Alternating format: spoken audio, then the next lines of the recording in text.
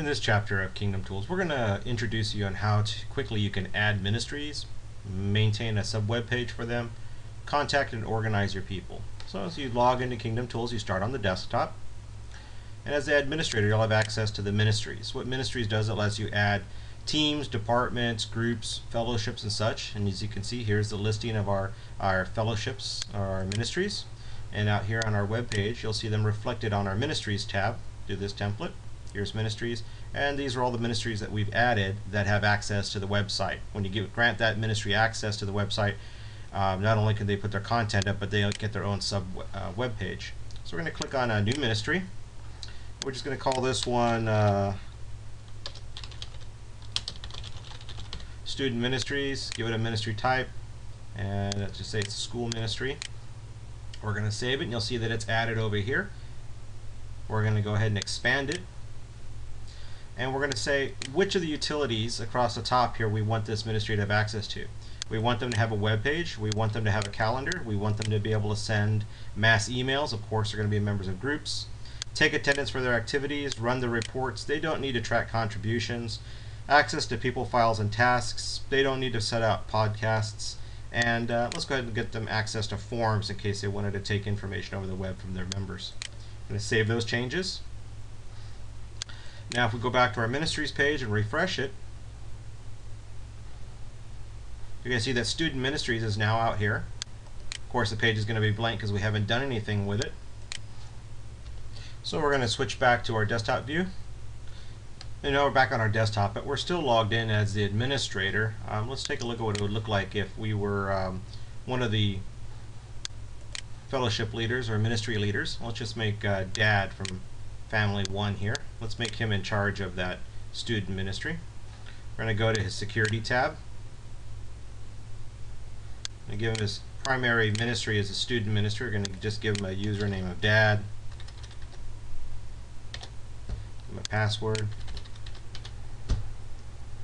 And say student ministry. I'm going to grant him access, ministry access, and access to the people. Save his access, his account. We're going to log out. Now we're going to log in as the dad.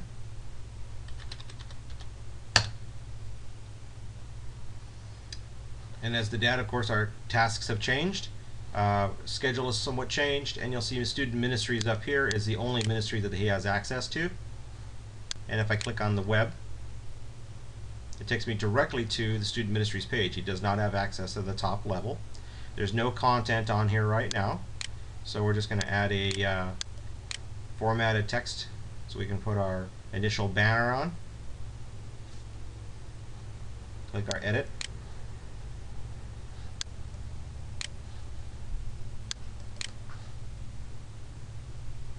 Grab our image. Now we could do this a couple of different ways. We could have already loaded it into our files if we're going to grab an image.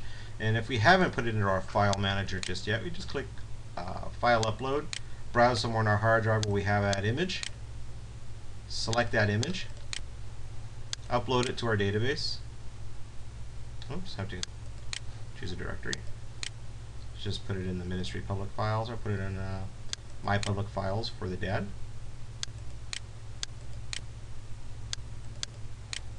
Upload it. Now as the image is in there, you can select it, insert it. We're going to center it.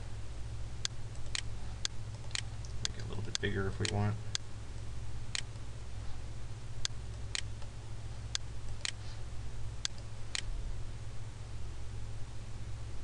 There's our Student Life logo. Now we can add our content.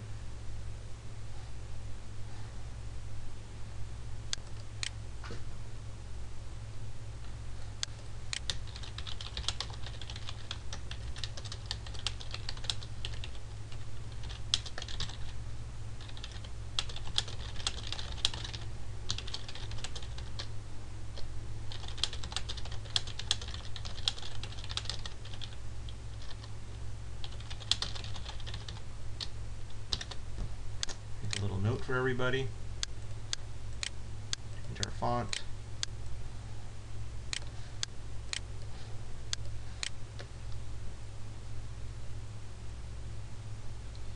You could preview this page on the web, see what it looks like. So there's our page right now.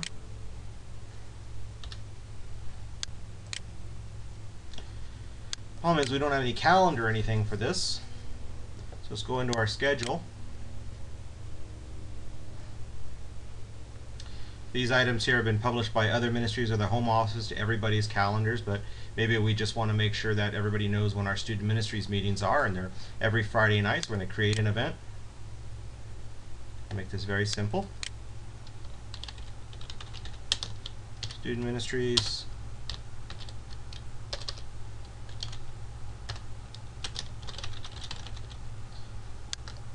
And Friday nights.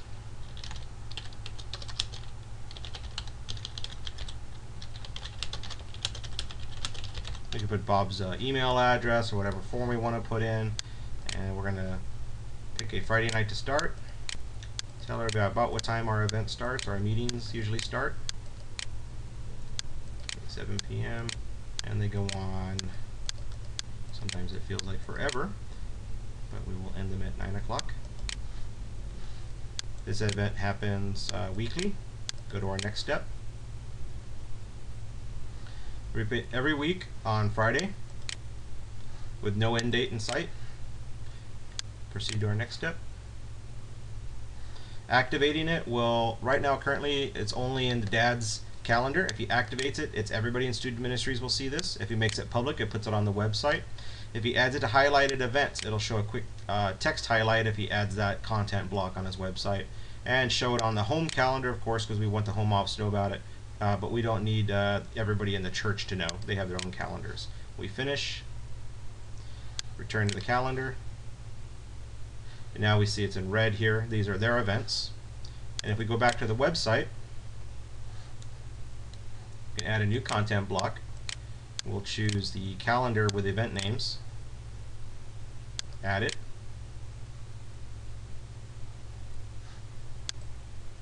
and there's the calendar telling everybody on Friday nights. That's how quick we can add a web page. We can add content, lots of different blocks. We can put up the galleries, we can put more images. We can also do subpages. Just click add a new subpage and it will fall in underneath the student ministries. We can go back to our main page, our desktop.